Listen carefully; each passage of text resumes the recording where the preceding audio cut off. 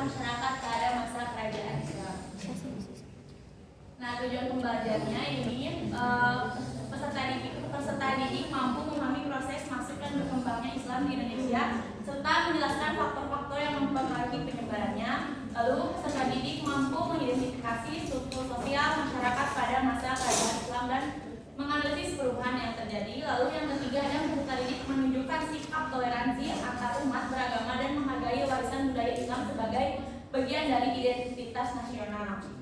Nah, tahu nggak ini gambar apa? Peta. Gambar tersebut yaitu gambar jalur perdagangan lalu para pedagang dari Arab, Persia, dan Gujarat ke Indonesia.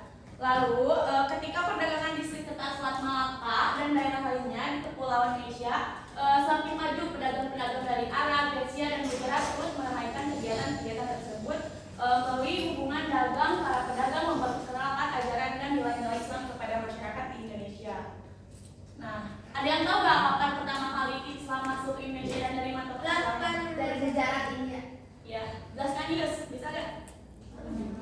Kalau dari datanya sih aku kurang tahu, jadi kalau menurut aku kalau Indonesia itu Islam pertama kali inspirasi itu berasal dari sejarah India yang dibawa oleh para pedagang dalam proses penyebarannya seperti kayak perkawinan campur ataupun proses perdagangan ataupun menyebarkan agama.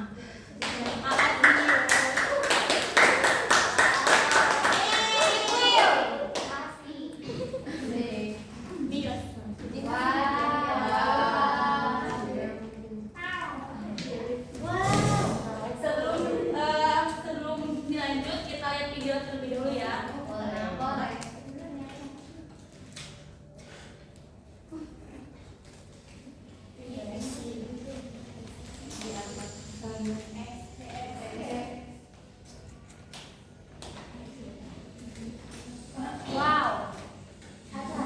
Sebelum membahas bagaimana Islam masuk ke tanah air, ada baiknya kita pahami dulu gambaran kondisi bangsa Indonesia sebelumnya itu seperti apa.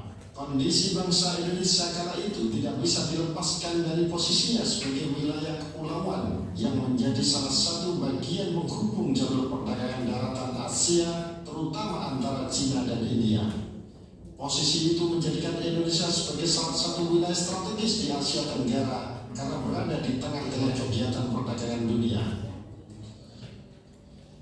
Posisi seperti itu juga yang membuat kawasan ini menjadi magnet dalam interaksi perdagangan dunia internasional.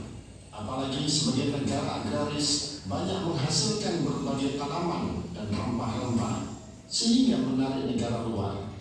Kehadiran mereka dalam hubungan dagang juga melahirkan banyak kepentingan termasuk kepentingan dakwah, dan itu sayang yang dimiliki bangsa Indonesia kala itu. Awalnya bangsa Indonesia hanya menganut kepercayaan animisme atau pemujaan terhadap roh leluhur dan dinamisme atau kepercayaan pada benda-benda tertentu yang dipercaya memiliki kekuatan magis sehingga perlu dikultuskan dan dikeramatkan. Akibat interaksi itu, akhirnya ajaran Hindu Buddha asal India sebagai agama berpusat pada kepercayaan adanya dewa-dewa pun masuk dan berkembang di tanah air.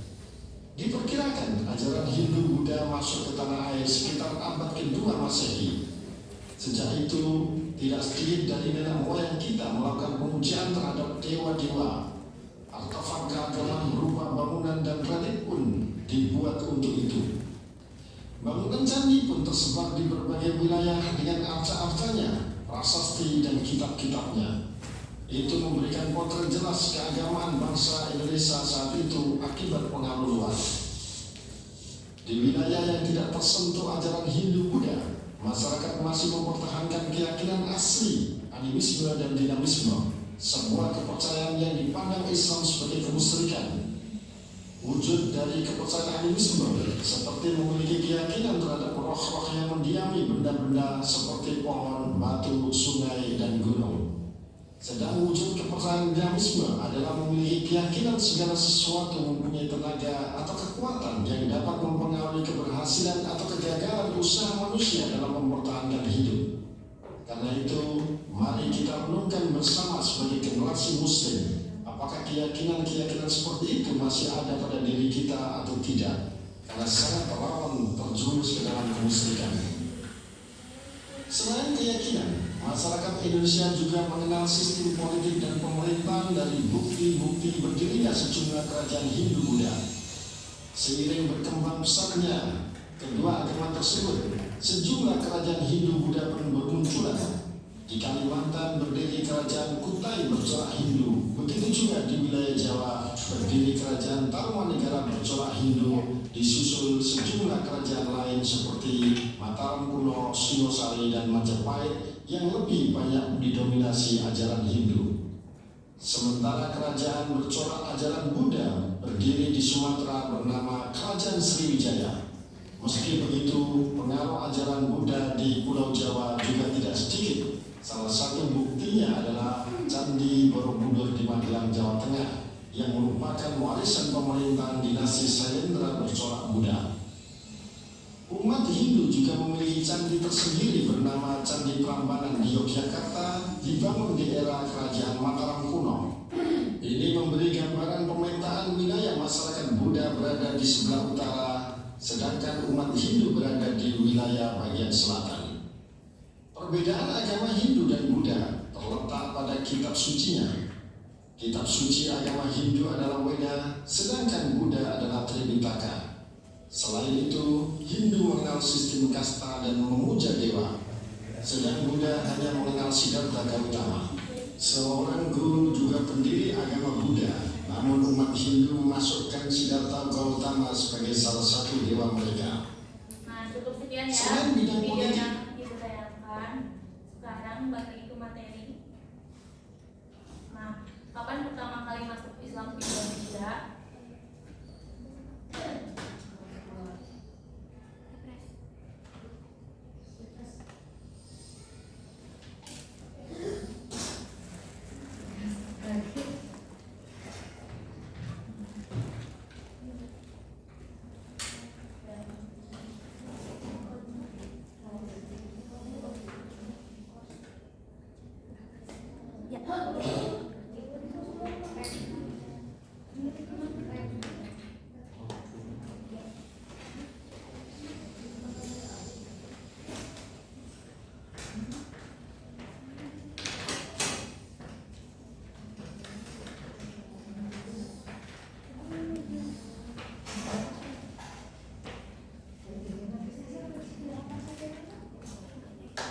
Ada yang bisa bantu ibu nggak?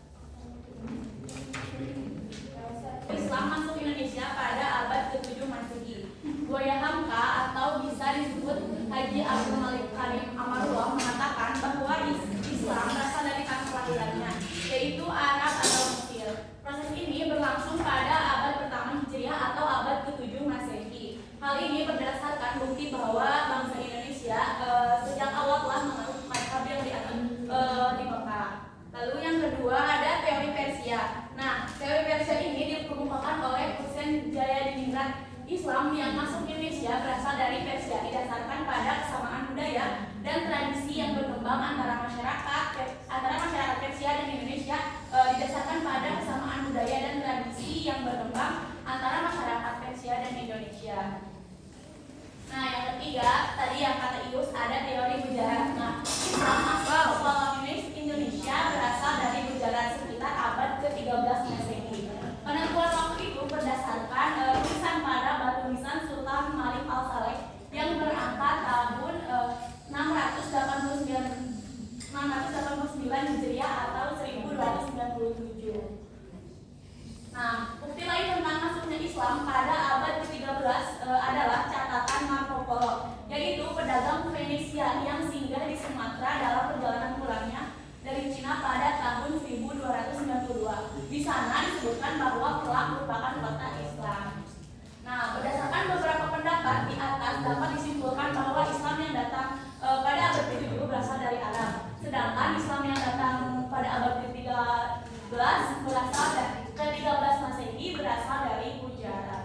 Nah, persebaran Islam di Indonesia yaitu masuknya Islam ke Indonesia terjadi secara bertahap. Daerah pertama yang mendapat pengaruh Islam adalah Daerah pertama yang mendapat pengaruh Islam adalah daerah Indonesia bagian barat. Daerah ini merupakan jalur perdagangan internasional sehingga pengaruh Islam dapat dengan cepat tumbuh di sana.